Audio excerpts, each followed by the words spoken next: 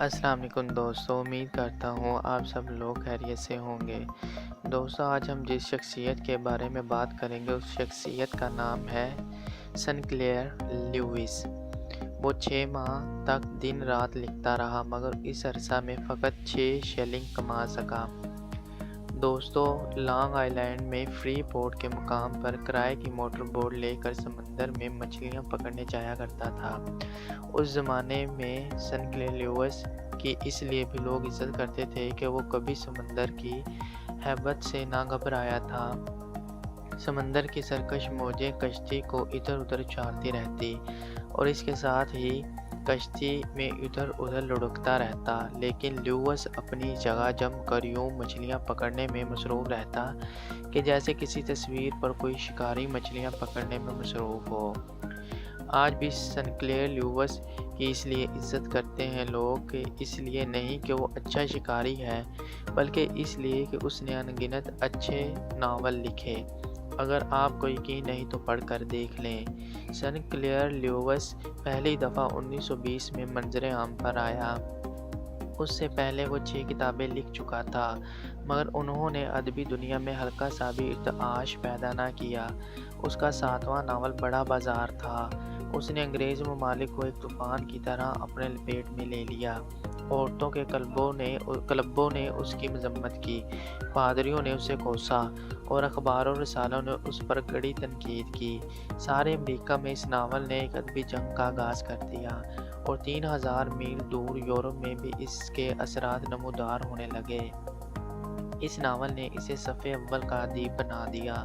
بعض نقادوں نے کہا یہ ناول عجیب ہے، لیکن بے پردہ دوبارہ ایسا ناول نہ لکھ سکے۔ لیکن مینسوچوتا سے آنے والا سرخ بالوں والا یہ لڑکا جم کر کام کرنے بیٹھ گیا اور اس نے مزید نصف درجن بکری کے لحاظ سے بہترین ناول لکھ مارے۔ سنکلیئر لیویس کے ناولوں کے متعلق یہ الفاظ لکھنا زیادتی ہے۔ وہ تو اپنی کتابوں پر بےحد محنت کرتا اور بار بار ان پر نظر ثانی کرتا تھا۔ اس نے ایرو سمتھ نامی اپنے ایک ناول کا خاکہ 60,000 الفاظ میں لکھا، یعنی ایک متوسط ناول سے زیادہ طویل، محض ایک ناول کا ڈھانچہ۔ ایک دفعہ وہ اپنے ناول پر پورے 12 ماہ کام کرتا رہا، لیکن پھر بھی اسے پسند نہ آیا اور اس نے اسے ٹوکری میں ڈال دیا۔ اس نے بڑا بازار ناول 3 مختلف دفعہ لکھنا شروع کیا۔ اسے مکمل کرنے سے 17 برس پہلے اس نے وہ لکھنا شروع کیا تھا۔ ایک دفعہ سنکلیئر کے دوست نے اس سے پوچھا کہ وہ اپنے بارے میں کوئی حیرت ناک حقیقت بتائے۔ اس نے لمحہ بھر سوچا اور پھر کہنے لگا، اگر میں نے ادبی کام کا آغاز نہ کیا ہوتا تو آکسفورڈ یونیورسٹی میں یونانی زبان یا فلسفہ پڑھانے کو ترجیح دیتا، یا پھر جنگلوں وغیرہ میں جا کر شکار کرتا اور وہیں رہتا۔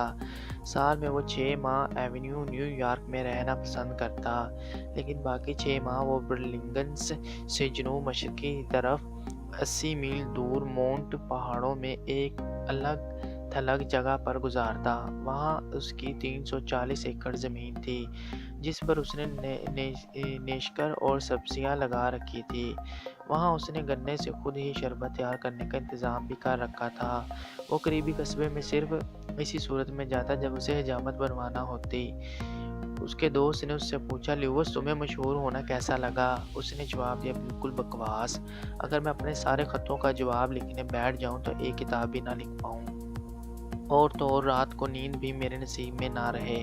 لہٰذا وہ اپنے بیشتر خط آتش دان میں جلا دیتا تھا اور انہیں جلتے ہوئے دیکھتا رہتا۔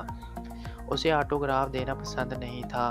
وہ شاہی عوامی دعوتوں میں جاتا، وہ ادبی محفلوں میں اٹھتا اور بیٹھنا پسند نہیں کرتا۔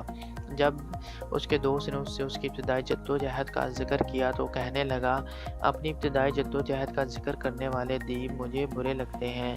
دراصل زیادہ لوگوں نے جدوجہد کی ہی نہیں ہوتی۔ پیشہ خواہ کوئی بھی ہو، اس میں قدم جمانے کے لیے ابتدا میں ہر شخص کو محنت کرنا پڑتی ہے۔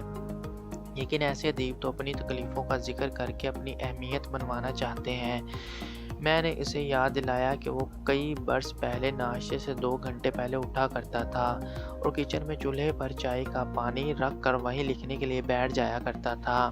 اس کے دوست نے اسے یہ بھی یاد دلایا کہ ایک دفعہ اس نے 30 پاؤنڈ ادھار لیے تھے اور 6 ماہ تک وہ اپنا کھانا خود ہی پکاتا تھا اور اپنے کپڑے خود ہی دھوتا تھا۔ اسی دوران وہ ایک فقط لطیفہ 10 شیلنگ میں فروخت کر سکتا تھا، لیکن اس نے کہا کہ اس میں تو اچنبھے کی کوئی بات نہیں۔ وہ اپنا کام سیکھ رہا تھا اور وہ سال اس کی زندگی کے بہترین سال تھے۔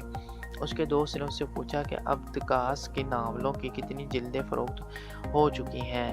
جواب میں اس نے کہا اسے معلوم نہیں، اس نے کبھی اس بات پر دھیان نہیں دیا تھا۔ اس کے دوست نے اس سے پوچھا بڑا بازار ناول سے اس نے کتنی رقم کمائی۔ اس نے جواب دیا کہ حقیقتاً اسے یہ بھی معلوم نہ تھا۔ اس قسم کے کاموں سے نپٹنے کے لیے اس نے ایک وکیل اور ایک اکاؤنٹنٹ رکھا ہوا ہے۔ یہ سب حساب کتاب وہی جانتے ہیں۔ اسے تو لکھنے سے غرض تھی، اسے ہر قسم کا تجربہ تھا۔ منیسوٹا میں اس کا والد ایک ڈاکٹر تھا۔ سنکلیئر لیوس اپنے والد کے ہمراہ کام کیا کرتا تھا اور آپریشن سے پہلے مریض کو کلوروفارم دیا کرتا تھا۔ ایک دفعہ اس نے باربر تار والی کشتی میں کام کر کے بحیرہ اوقیانوس کو عبور کیا۔ ایک زمانے میں وہ بچوں کے لیے نظمیں لکھا کرتا تھا اور امریکی ادیب جیک لندن کے پاس کہانیوں کے پلاٹ فروخت کیا کرتا تھا۔ وہ گنگوں اور بہروں کے ایک رسالے کا مدیر بھی رہ چکا تھا۔ اس نے زندگی میں ورزش کبھی نہیں کی۔ وہ جارجین نہ تھا کہ اس بات سے متفق تھا کہ ایک شہری آدمی کے لیے ٹیکسی کا دروازہ کھول کر اس میں داخل ہونا ہی خاص ورزش ہے۔ اس کے دوست نے اس سے پوچھا کہ کھیلوں میں تمہیں کوئی دلچسپی نہیں؟ پھر وہ بولا بیس بال کے میدان میں اسے صرف بیب رتھ کا نام یاد ہے اور فٹ بال کے سلسلے میں اس نے ریڈ گریج کا نام سن رکھا ہے۔ پھر اس کے دوست نے کہا تمہیں پہلے 3 اخباروں سے نکال دیا گیا تھا۔ پھر اس نے پوچھا 3؟ اس نے کہا 3 نہیں 4 اخباروں سے۔ پھر اس کے دوست نے کے پوچھنے پر وہ مبتدی ادیبوں کو کیا مشورہ دینا چاہتا ہے؟ وہ کہنے لگا کسی قسم کا مشورہ نہیں، کسی شخص کو کسی قسم کا مشورہ دینے پر میرا یقین نہیں ہے۔